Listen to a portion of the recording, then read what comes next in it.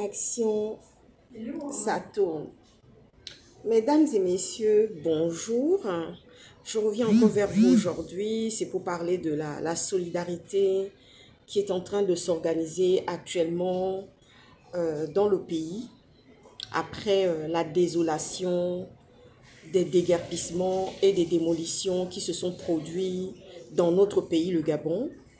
Et nous avons aujourd'hui une solidarité qui est en train de se mettre en place pour toutes ces personnes qui ont été mises en déguerpissement et qui ont subi des démolitions de leur habitat, de leur logement avec enfants et familles.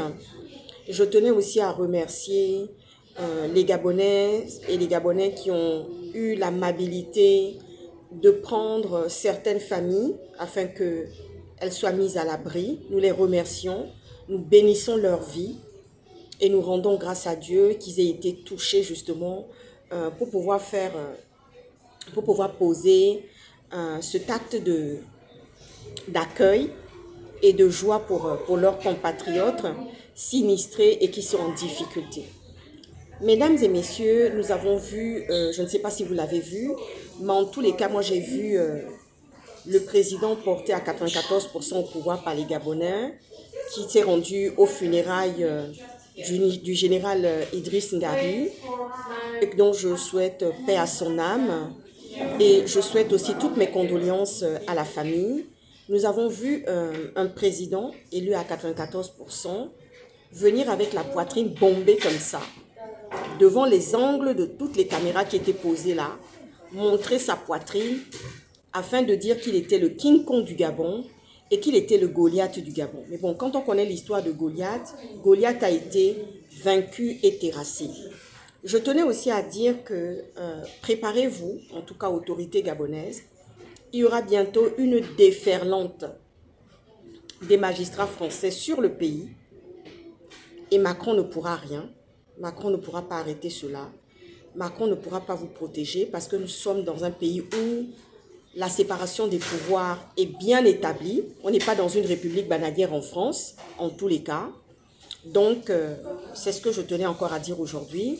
Et je me souviens de la manière dont la France avait défait Teodorino, le fils d'Obiangema, qui est devenu le papa de l'actuel président du Gabon, en tout cas, élu à 94%.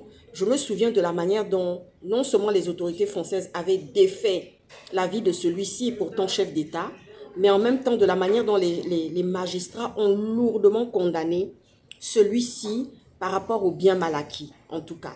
Donc, il y avait des associations, il y avait des avocats, et j'ai l'habitude d'aller dans les salons feutrés de Bordeaux, comme à mon habitude, aller prendre un café où je rencontre les avocats bordelais de ce Teodorino-là, qui a été défait en France. C'est juste pour dire que M. Macron ne pourra pas protéger, c'est-à-dire qu'il y a les accords bilatéraux, il y a la diplomatie, mais il y a aussi le timing de la justice en France. Et il y a la séparation de pouvoir. Aucun ministre assis au pouvoir en France ne pourra protéger les autorités gabonaises quand il y aura cette déferlante des magistrats français au Gabon. C'est ce que je tenais à dire encore aujourd'hui. Il y a beaucoup de dossiers, il y a beaucoup de talk-shows. Nous parlons, nous discutons, nous envoyons des signaux pour que justice soit faite pour beaucoup de choses à Libreville. Et donc, voilà, pour tous ceux qui pensaient que, bon, vous savez, quand les gens reçoivent des baisers sur le front, ils se disent que forcément, ils sont protégés partout. Non, la France n'est pas là pour ça. La France est là pour faire sa politique. Elle n'a pas d'amis, elle n'a que des intérêts. Elle s'occupe de ce qu'elle a à faire. Point barre. Elle a une population à gérer. Elle a un pays à gérer et à administrer, en tous les cas. Donc, de toutes les façons, la déferlante des magistrats français va forcément arriver à Libreville. Et vous allez être pris de court parce que vous allez devoir justement vous expliquer et par rapport à tout cela. Et voilà, je reviens encore pour dire à tous ceux qui apportent un coup de main aux activistes, à tous ceux qui font des levées de fonds, soyez bénis pour tout ce que vous faites parce que nous avons subi la trahison des Gabonais, malgré qu'ils étaient avertis, malgré qu'on les prévenait souvent en disant que n'y allez pas, n'y allez pas. Mais en tous les cas, la solidarité est en train de se mettre en place actuellement. Elle est en train de jouer son rôle. Les Gabonais à l'étranger, à la diaspora, sont en train de, notamment les activistes, parce que Ces deux qu'on est en train de parler actuellement, ce sont les activistes qui se mettent en place, qui dénoncent, qui mettent la lumière sur les choses. Et Dieu est venu justifier parce que le châtiment de Dieu est tombé non seulement sur ceux-là qui ont été déguerpis et qui ont subi les démolitions. Donc, le malheur et le châtiment de Dieu s'est abattu sur vous. Et quand je vois que quelqu'un prend un mégaphone pour dire aujourd'hui que vous avez peur, mais c'est un bien grand mot. Et il va y avoir bientôt les législatives qui vont aussi pointer leur bout du nez. Alors, nous ne savons pas ce que vous allez faire à ce moment-là. Est-ce que vous allez vous jeter encore dans la mare à crocodile pour cela? Mais tant pis pour vous. Je tenais aussi à dire à ces deux femmes qui sont venues dans mon inbox, dire comme ça que les proverbes de monsieur Jonas Mulenda leur a sauvé la vie parce qu'elles ont failli tomber dans un guet-apens et qu'au moment où les proverbes de monsieur Jonas Mulenda étaient en train de passer, il y a eu l'Esprit Saint qui est venu les toucher, qui est venu leur faire comprendre qu'elles étaient concernées par le proverbe qui était en train d'être dit dans le live de monsieur Jonas Mulenda. Donc pour ceux qui disent que monsieur Jonas Mulenda ne sert à rien, monsieur Jonas Mulenda n'est que ceci ou cela, mais monsieur Jonas Mulenda est journaliste. Et journaliste avec une spécialité, journaliste d'investigation. Président de PUR, écrivain, professeur, il a toutes les qualités.